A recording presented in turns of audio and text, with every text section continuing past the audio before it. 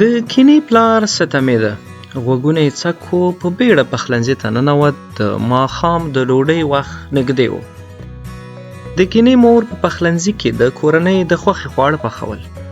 د جوارو د سوپ خوندور وږم سره ګډوډ شو چې د کینې پلار په پخلنځي کې اخوا دېخوا روان شو. په لوړ اواز یې ویل: هر څه راټول کړئ، موږ باید له دې ځای ووځو، موږ باید کډه وکړو. دی له وجوده قوي و. په ګډوډو ویښتانو به یې غونجه شوې خولۍ ایښې وه. په پخلنځي کې د ګرځېدو په وخت کې به یې خولۍ نوره هم غونجه برېښېده. د کینې مور ورته وویل: کډه؟ و د خدای لپاره، لا خو د جوارو سوپ هم نه دی پوخ شوی، بل دا چې زه باید د کینې پتلون سم کړم. د کینې پلار د سوپ دیګ ته ورنږدې شو. ګوته یې په دیګ کې دننه کړه او ویې ویل: رښتیا وایې، لا خو سوپ نه دی پوخ شوی. د کینې مور په غوسه لهجه وویل: لرې کړه دا اخیرا لاس دې زما له دیګه، لاسونه دې ومینځه، یو ګیلاس شیدې وڅښه او په سړه سینه خبر راته وکړه چې څه پېښ شوي دي. د کینې مور سوپ ته تور مرچ ورمیدول. دا د کینې د پلار برعکس نرمه او مهربانه وه. هر وخت به دې چې لیده پخلنځي کې به وه. پیشبند به یې تړلی و او سمسه به یې په لاس کې وه. د کینې پلار د خپلې مېرمنې خبره ومنله. څه چې مخکې ورته ویلي وو هغه یې وکړل. غوږونه یې ټیټ کړل او په کیسه یې پیل وکړ. نن ماسپښین مې یو څه تر سترګو شل، داسې یو څه چې کاشکې نه مې وای لیدلی. د غونډۍ په سر مې رمې ته واښه راښکولي وو. ما ویل لږ څه به کور ته هم ترې راوړم. لا پاس نو هم ختلی چې کتل مې میږي او پسونه سره راغونډ شوي وو، لکه ترهېدلي چې وي. د غونډۍ تر سره پورې چوپتیا خوره وه. ما ویل هلته به څه غواړي، همداسې ور روان شو. پوهېږئ د تپې په بله خوا کې هلته چې تیږې او کمرې دي. د کینې مور وویل: ته دا سوپ وڅښه چې څنګه شو. د کینې پلار: خوند یې نور هم ښه شو. د کینې مور: ښه نو بیا؟ صبر یوه دقیقه. کینت راشه، دا د دسترخوان یوسه او لوښي پرې کېږده. د دهلیز د لرګین فرش غنګا شوه. کینت په زینو راښکته شو.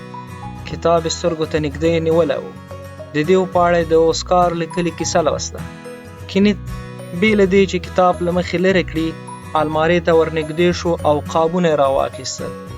مور یې غږ وکړ: کینت، قابونه نه، کاسې.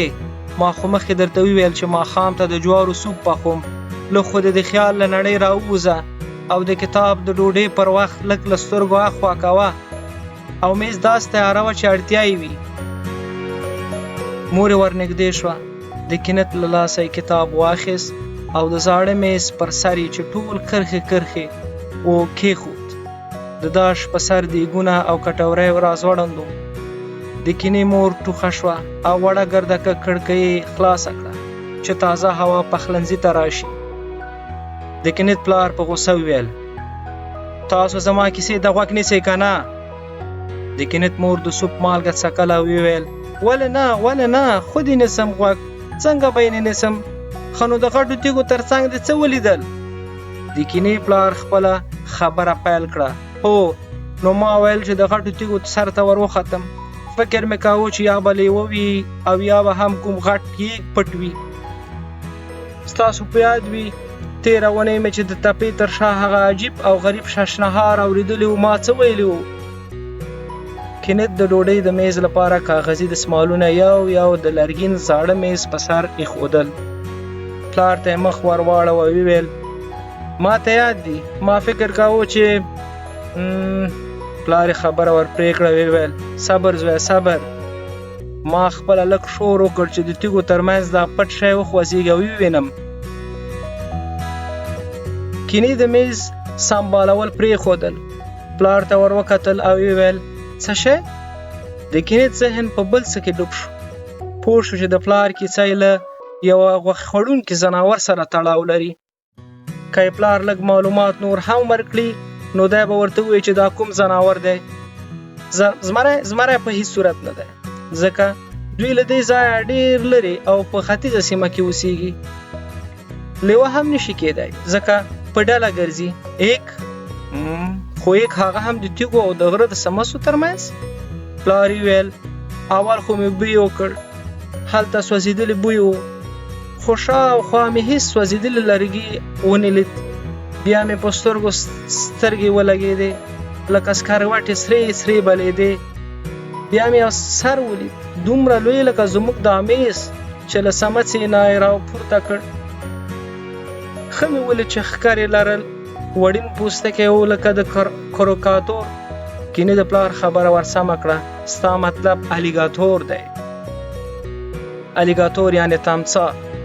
خو دا پوښتنه یې هم وکړه چې دا نو څه رقم تمساح ده چې ښکر او وړین پوستکی لري. پلار یې ویل بالکل، خو تا تر اوسه داسې تمساح لیدلی چې شنې او آبي سترګې ولري، یا دا چې غاړه د فیل مرغ په شان وي او تنه یې د یو بل غټ ځناور داسې لکه دا عکس چې ستا په کتاب کې دی. کینې هیجاني غږ وکړ، پلاره ډایناسور خو به نه ښیې. ته خو په دې پوهېدې چې یو وخت رښتیا ډایناسور و، څېړونکي پخواني هډوکي. پلار یې بیا وویل نه زویه، زه ډاډه یم چې دا په هیڅ صورت ستا پرونتوس اوریوس ریکسس نه و. پلار یې د کینت سترګو ته په ځیر وکتل او ویل دا الوتونکی و، داسې الوتونکی چې ښایسته پیغلې به یې له ستونې تېرولې او ماڼۍ به یې رې کولې. کینې په فکر کې شو، له ځان سره یې ویل دا نو ناممکنه ده. آخر کاشوغه یې پر میز کېښوده. پلار یې کېناست او په ځیر ځیر یې کینت ته کتل. کینې مور له نظره تېره کړه. مور یې د سوپ لپاره کاسه راواخیسته. کینې د ګوتو ترمنځ کاشوغه تاوله. بیا یې پلار ته وویل پلاره خامار خو به دې نه وي لیدلی؟ هو زوی، خامار یادوم. پلار یې له ځایه پاڅېد، اخوا دېخوا په پخلنځي کې ګرځېده، ناقراره یې لاسونه خوځېدل. همدا یې ویل څومره چې ژر وشي هومره به ښه وي، موږ باید له دې ځایه کډه وکړو. د دې ښار تر څنګ به ژوند اسانه نه وي. زه هره شېبه ځان او کورنۍ په خطر کې وینم. تر دې دمخه چې خامار له غاره راووځي او ټول کلي ته اور ورته کړي، موږ باید پښې سپکې کړو